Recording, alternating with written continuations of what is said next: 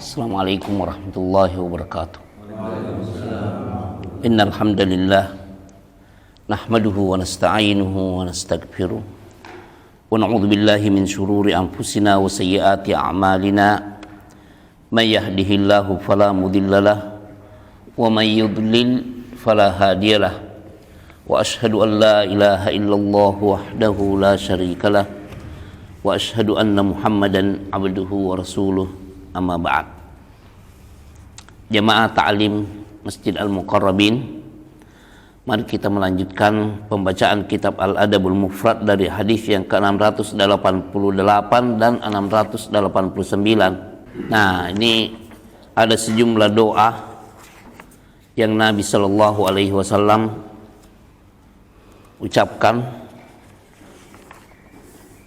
Beliau contohkan untuk kita pelajari dan untuk kita amalkan juga, untuk diketahui bahwa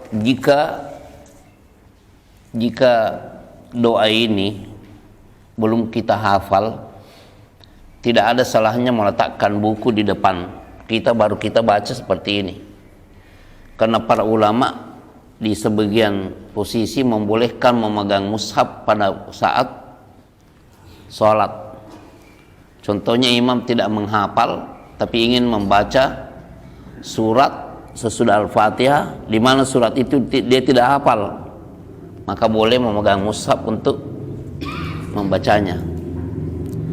Nah, apalagi ini di luar sholat. Ini kan doa-doa tidak terkait dengan doa sholat, Pak ya. Doa-doa ini mutlak tidak ada kaitannya dengan bacaan sholat. Rabbi gfirli, dalam riwayat lain sebenarnya ada Allahumma gfirli. Makanya itu di hadis 689 dimulai dengan Allahumma gfirli khati'ati Rabbi, ya Rabbku, ya Allah, ighfirli, ampunilah untukku khati'ati, dosa-dosaku, kesalahan-kesalahanku. Di hadis 689 itu dimulai dengan Allahumma gfirli khati'ati, dimulai dengan Allahumma.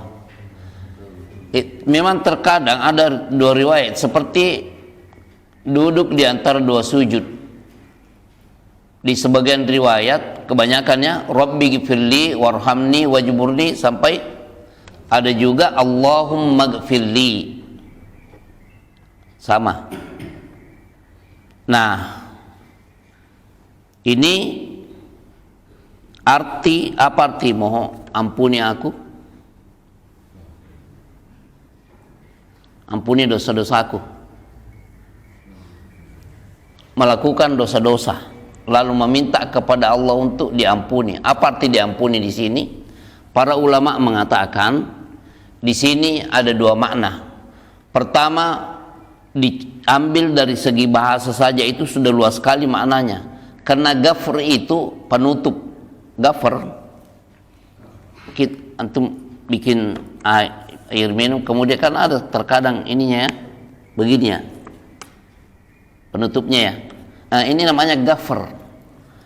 Dari kata-kata ini berarti kalau kita memohon kepada Allah untuk diampuni dosa-dosa kita, maksudnya ditutupi untuk tidak dimunculkan di dunia ini, sehingga menjadi penghalang terhadap kebaikan kita dan menjadi perusak nama kita. Dan juga dalam hal ini tidak dimunculkan nanti di akhirat sebagai bentuk hisab. Apalagi kalau mau berbicara tentang alam kubur, kan ada dua kemungkinan alam kubur itu. Kalau bukan nikmat, dia akan menjadi siksaan. Kita harus yakini hal ini. Tidak mungkin seorang itu meninggal dunia lalu ditutup begitu saja, nanti pada hari kiamat dibangkitkan. Selama ini cuma tidur saja. Memang dibaringkan, tapi yang namanya nikmat kubur dan siksaan kubur ada. Nah, jadi saat kita memohon kepada Allah untuk diampuni atau memohonkan ampunan kepada Allah untuk orang lain dan khususnya kedua orang tua kita, itu maksudnya di dunia ini tidak dinampakkan, ditutupi. Karena kalau semua dosa-dosa kita dinampakkan oleh Allah Subhanahu wa taala, la haula wala quwata illa billah. Niat-niat buruk, ambisi dan lain-lain, bisikan-bisikan setan yang mengarah kepada hal-hal yang tidak baik. Pertanyaannya begini, mana lebih baik, dosa terang-terangan dan dosa sembunyi-sembunyi? Mana yang lebih banyak, Pak? Ya, antum sepakat ya? Ana sedang mengolah satu buku tulisan seorang ulama Yaman, judulnya begini, Dzunubul Khalwayat, dosa-dosa yang dilakukan saat bersembunyi. Artinya dosa-dosa yang memang dilakukan ketika tidak diketahui oleh sesama makhluk. Nah, ini sangat terkesan sekali, dan banyak masya Allah hadis-hadisnya juga sahih dan hasan. Semoga Allah memudahkannya untuk dimunculkan. Jadi begitu Pak ya. Pertama ditutupi, maksudnya tidak dinampakkan kepada sesama makhluk. Begitu juga tidak dimunculkan dalam bentuk hisab dan siksaan pada saat kita berada di alam kubur, sudah meninggal, dan juga nanti dihisab Allah pada hari kiamat. Itu yang sengaja ya, sembunyi-sembunyi. Bagaimana dengan kelalaian kita dalam menjalankan ibadah, khususnya sholat yang 5 waktu, 5 kali dalam sehari semalam? Hanya Allah yang mengetahui. Masa sedang sholat pikirannya ke mall, dia sedang membaca ini dan begitu dalam sholat pikirannya kepada seseorang makhluk, dan seterusnya. Ini semua hanya Allah yang mengetahui. Kalau Allah membiarkan kita tidak mengampuni dosa-dosa yang seperti ini, la haula wala quwata illa billah, Allah Maha Pengampun. Mungkin seperti yang ulama sebutkan, di antara hikmah adanya tuntunan Nabi sallallahu alaihi wasallam setelah salam, assalamualaikum warahmatullah, assalamualaikum warahmatullah, langsung apa? Berapa kali? Ya, beliau mencontohkan itu. Astagfirullah, astagfirullah, astagfirullah. Kan kalau mau dibalik sesuai dengan, kalau kita mau akal-akalan ya, lah kok habis menunaikan ketaatan malah beristighfar, berarti salah dong itu yang tadi dilakukan ya, salah dong sholatnya. Artinya itu memangnya sholat keburukan, kenapa mesti beristighfar sampai 3 kali ketika selesai salam?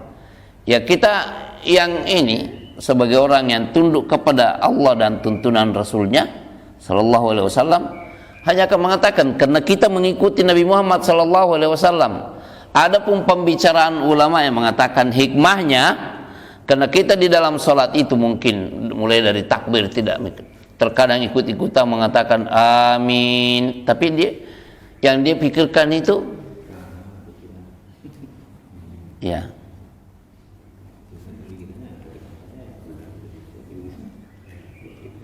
mungkin saja ada di antara kita baru keluar dari grup, baru melihat postingan di grup ini, pas dia ikut sholat jamaah yang dia pikir enak makan durian.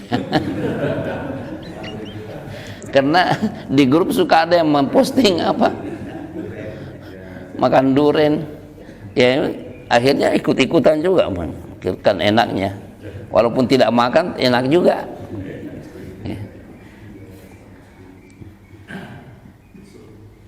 Adanya wajahli. Apa yang dimaksud dengan jahil? Sikap jahil.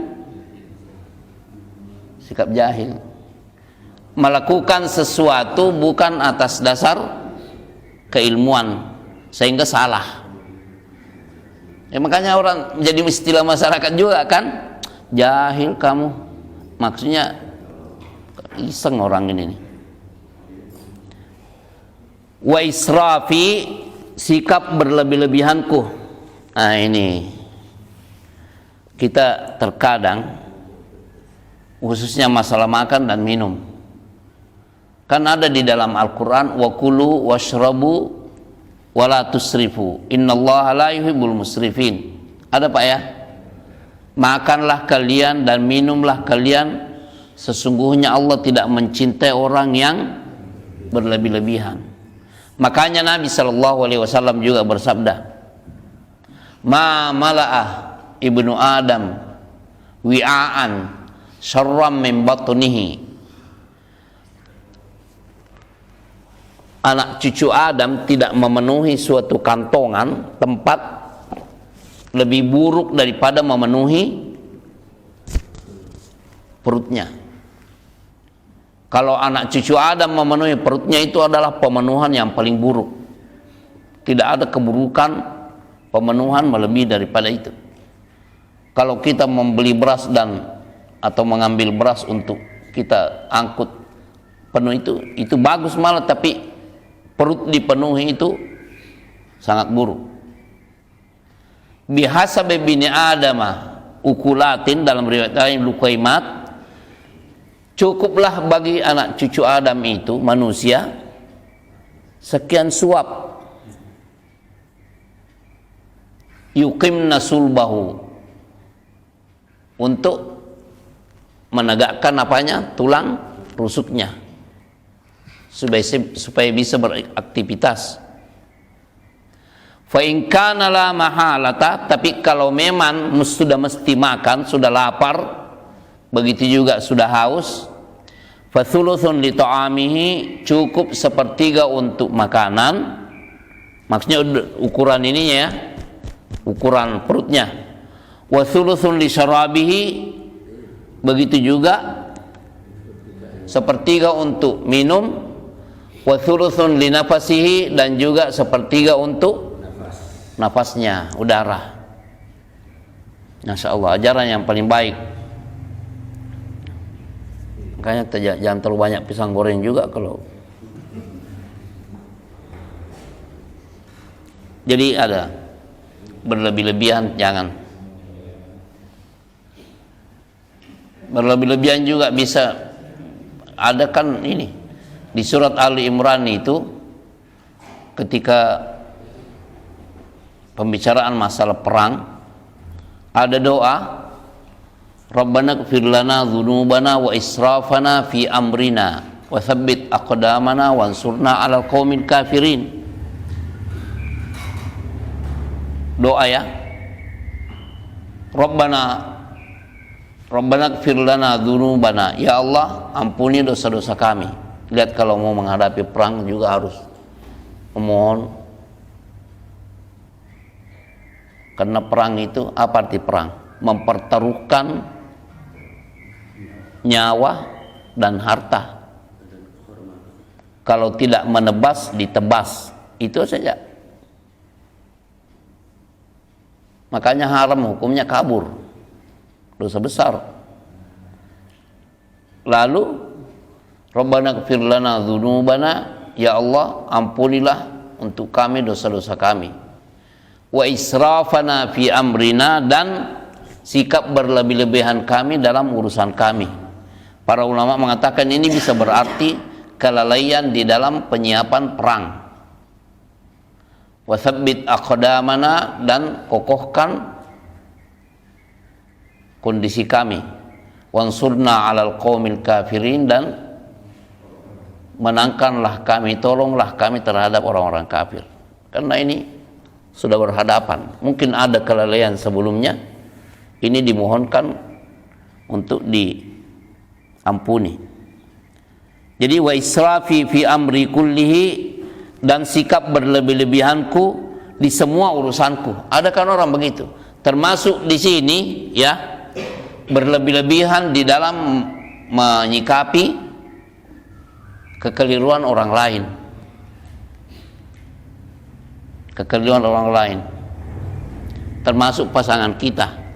Ada kan orang yang ujung-ujungnya berujung dengan perpisahan. Contohnya apa?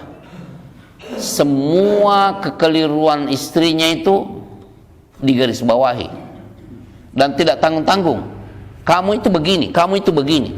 Sebaliknya juga ada juga istri begitu. Intinya begini, kita itu tidak ada yang sempurna. Laki-laki ada laki-laki yang sempurna ya. Perempuan ada perempuan yang sempurna. Makanya dalam hadis, la yafruq mu'minun mu'minatan in kariha minha khuluqan radiya minha ghairaha. Jangan sama sekali seseorang laki-laki, suami itu mencelah secara berlebih-lebihan seorang wanita, istrinya, apabila dia membenci suatu sikap dari istrinya, sementara masih ada yang dia ridai dari sikapnya. Jadi hidup berkeluarga itu harus saling ini, memahami, oh iya kekurangannya di situ, tapi kelebihannya masih banyak, baik suami maupun istri. Begitu juga dalam pergaulan kita, antum membanding-banding teman, oh ini punya kelebihan, tapi dalam waktu ini juga punya kelebihan, masing-masing punya kelebihan. Kalau tidak begitu, sudah hidup seperti rimba. Alam apa yang namanya sistem ini, Pak? Kehidupan binatang yang kuat menjadi ini. Ada rajanya kan? Hukum rimba namanya. Ya. Tapi hukum rimba ada yang dirajakan, tapi rajanya juga ada kekurangan. Kalau rajanya menyeberang di sungai, dia bukan raja, karena ada pemilik tempat itu juga. Apa namanya? Memang di daratan iya, kamu bisa jadi raja, tapi kalau di air wah, tidak jadi raja. Banyak juga yang korban kan? Ada. Ya, jadi ada kelebihan, ada kekurangan dalam hidup ini. Kita memohon kepada Allah agar semuanya ini diampuni. Begitu juga wa ma anta a'lamu bihi minni. Semua yang engkau Allah ketahui, ya Allah, semua yang engkau ketahui tentang diriku dan engkau maha mengetahui tentang diriku, ampuni. Allahumma ghfir li khata'i kullihi. Ya Allah, ampunilah untukku segala semua kesalahanku semuanya. Kullihi itu semuanya. Wa amdi, dan semua kesengajaanku, semua yang saya sengaja. Wa jahli, sifat ketidaktahuanku. Wa hadli, begitu juga yang saya tidak sengaja, atau candaan. Antum mau melihat candaan, contoh candaan? Setiap kali ngobrol dan bercanda itu masalah poligami.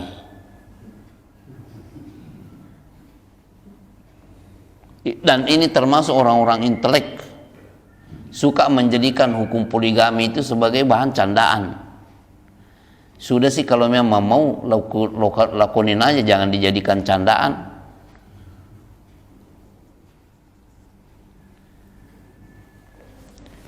Wa kullu dzalika indi, semua yang ada pada diri saya itu mohon diampuni ya Allah. Allahumma ghfirli ma qaddamtu ma akhartu. Ya Allah, ampunilah apa yang telah aku lakukan dahulu, wa ma akhartu, dan apa yang akan aku lakukan. Ini sebagai bentuk pengakuan bahwa Allah maha mengetahui apa yang telah lalu bagi kita. Mungkin kita ada ketidaksengajaan, tapi Allah mengetahui. Begitupun apa yang akan datang, kita tidak tahu apa yang akan kita lakukan besok atau sebentar. Wa ma asrartu, apa yang aku sembunyikan. Dan tadi antum akui semua ya, dosa yang dilakukan secara ngumpet itu lebih banyak daripada yang terang-terangan ya. Ya. Tapi antum perlu ketahui juga unsur kesengajaan terang-terangan melakukan dosa itu juga dosanya luar biasa. Makanya menurut para ulama, maksudnya Ahlussunnah wal Jamaah, suatu dosa kecil itu bisa berubah menjadi dosa besar karena sekian faktor. Pertama,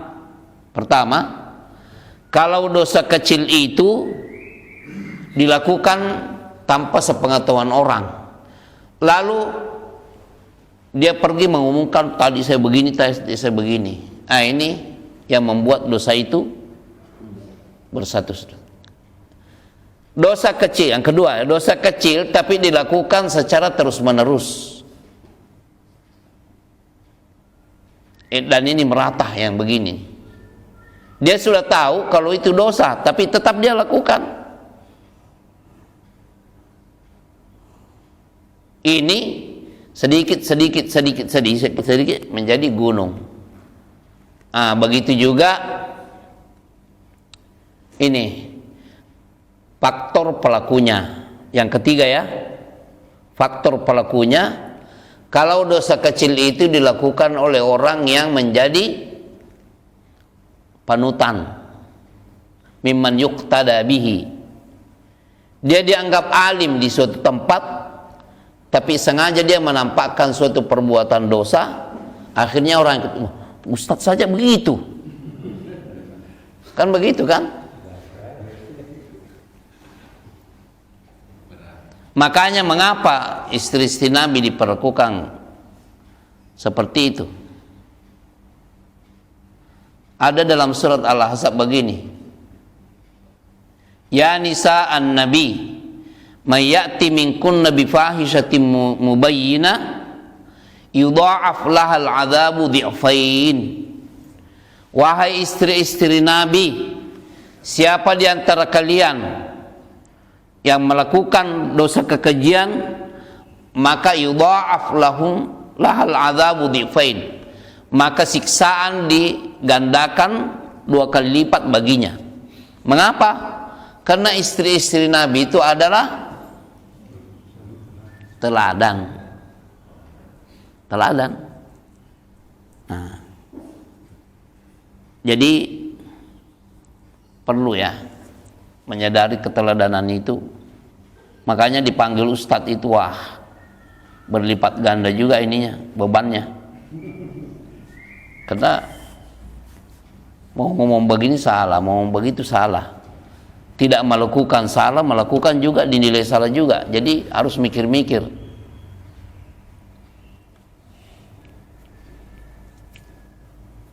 Ya contohnya masuk dalam ranah politik. Nimbrung. Kalau nimbrung pasti ada yang menyalahkan juga kan. Tapi kalau diam, banyak juga yang kesel. Kok ini kayak tidak tahu kondisi nih, situasi lagi begini malah diam-diam saja, serba salah. Jadi makanya kalau mau melakukan, berpikir 100 kali apakah ini akan mendatangkan kemaslahatan atau ya. Jadi semua yang kita sembunyikan dan kita lakukan terang-terangan. Antal muqaddimu, ya Allah, engkaulah yang mendahulukan. Apa arti mendahulukan di sini? Dalam segala hal. Dalam segala hal. Ada yang didahulukan oleh Allah, ada yang dibelakangkan. Al-muakhir juga kan? Yang mendahulukan dan yang mengakhirkan. Ini rububiyah Allah yang tidak mungkin. Coba kalau anak ini ada kunceng nih, kalau anak tanya, Pak Nur, antum kan suka menyiapkan itu, kira-kira siapa yang akan antum mendahulukan? Ini nih berapa sekarang Pak? 10 ya? Nah kan kalau ditanya, terus yang mau masuk ke nomor 11 siapa? Lobang udah siap nih, gratis lagi. Kan amanat, wakaf. Apakah ada yang mengatakan, weh anak dulu deh, siap. Yang ini mengatakan, wah sudah, ya mungkin Ada yang bilang begini, ya kita tidak tahu umur Pak. Memang saya lebih muda dari Bapak, tapi siapa tahu Bapak lebih tua daripada saya. Mungkin Bapak lebih duluan daripada saya. Ya Bapak lebih tua daripada saya dan saya lebih muda ya. Mungkin Bapak lebih. Dia tidak mau mengatakan mungkin saya lebih duluan. Mengucapkan saja itu serba salah untuk mengucapkan mungkin saya lebih duluan. Bagaimana kalau itu yang Allah tetapkan? Tapi fa idza jaa ajaluhum, kalau ajal mereka yang Allah tetapkan sudah datang ya, la yastakhiruna sa'atan wa la yastaqdimun. Mereka tidak mampu memundurkan sedetik pun atau memajukan. Yang jelas ini kepastian ya, kepastian yang harus kita ini. Allah mengedepankan dan membelakangkan siapa yang Allah kehendaki. Begitupun dalam hal kehidupan, ada yang dikedepankan oleh Allah dan ada yang dibelakangkan. Ya, wa anta ala kulli syai'in qadir, dan engkaulah ya Allah yang maha mengetahui, maha kuasa atas segala sesuatu. Tidak ada yang mampu membatasi kehendak Allah. Allah kalau berkehendak, fa'alun lima yurid. Allah maha kuasa untuk melakukan apa yang Allah kehendaki. Tapi makhluk lebih banyak tidak jadinya daripada jadinya. Ambisi untuk ini, ambisi untuk ini. Mungkin ada yang tercapai, tapi ya sedikit, itu pun banyak yang mengecewakan. Karena kita makhluk yang maha kuasa itu adalah Rabbul Alamin. Kita punya ambisi, kita punya niat, tetapi yang berkuasa adalah Allah Subhanahu wa ta'ala. Coba ya, sampai di dalam Al-Quran disebutkan, wa'alamu anna Allah yahulu bainal mar'i wa qalbihi, dan ketahuilah bahwa sesungguhnya Allah bisa menghalangi antara seseorang dengan hatinya. Hati berkeinginan, tapi bodinya tidak mungkin tidak mampu untuk merealisasikan. Ya, jadi Allah maha kuasa atas segala sesuatunya. Ada kandungan hadis Pak ya? Silakan. Kandungan hadis. Satu, setiap hamba hendaknya berusaha mendekatkan diri kepada Allah dengan doa ini. Ya, artinya mungkin kita ada yang mengatakan saya belum hafal ya. Silakan letakkan buku di depan kita, kemudian memulai dari Rabbighfirli khati'ati wa jahli dan seterusnya. Yang kedua, ilmu Allah Subhanahu wa ta'ala itu mengikuti segala amalan, perkataan, perbuatan, dan segala keadaan. iya, tidaklah. Allah Maha Hayyun Qayyum, Maha hidup dan mengawasi semua makhluknya tanpa henti-hentinya. Makanya la ta'khudhuhu sinatun wala naum. Allah tidak disentuh oleh perasaan mengantuk dan tidur. Tapi kalau kita, iya, malah menjadi kebutuhan pokok Pak. Malah ada manusia yang disumpal dengan sembako dan semua fasilitas, baru dia tidak tidur. Waja'alna naumakum subata. Allah sudah menetapkan dan menjadikan tidur itu sebagai kebutuhan untuk istirahat. Jangan ada yang mengatakan. Makanya Nabi SAW mencelah sahabat dan menegur dengan tegas ketika ada yang datang kepada istri-istri Nabi SAW dan mengatakan, mereka tanya istri Rasulullah SAW, jumlahnya antara 3 sampai 9 rahtun, itu menanyakan bagaimana ibadah Nabi SAW. Ya, istri-istri Nabi SAW sesuai dengan yang mereka lihat pada waktu malam dan siang, mengatakan beliau begini, beliau begini.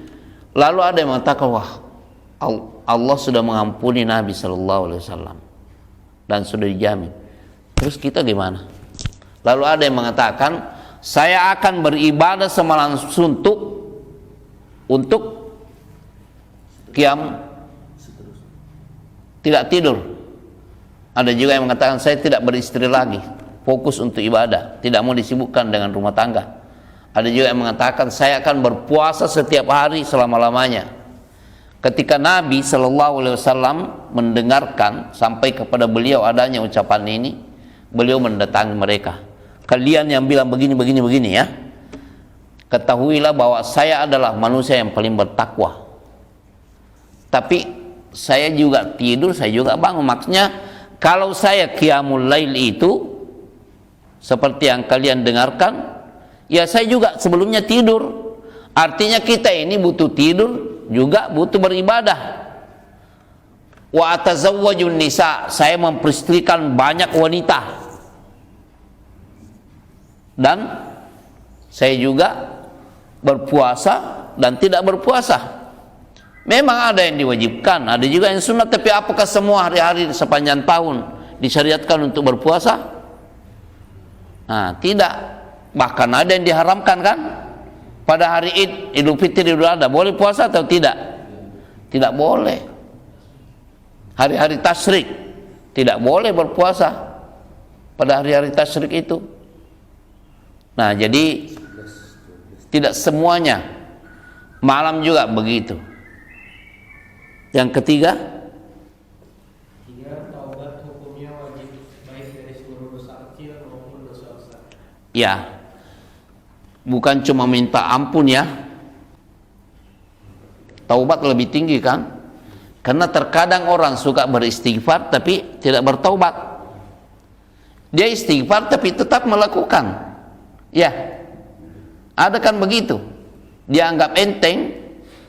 Karena bertaubat itu maknanya apa? Berhenti, menyesal dan berjanji untuk tidak melakukannya. Ini dengan niat ikhlas tentunya. Jadi astagfirullah, salah ini. Tapi tetap dia lakukan. Jadi tidak bertaubat. Nah, di situ bedanya antara taubat dan istighfar. Ya, adapun hadis 689 itu juga di 688. Wa subhanakallahumma bihamdika asyhadu an la ilaha illa anta astaghfiruka wa atubu ilaik. Assalamualaikum warahmatullahi wabarakatuh.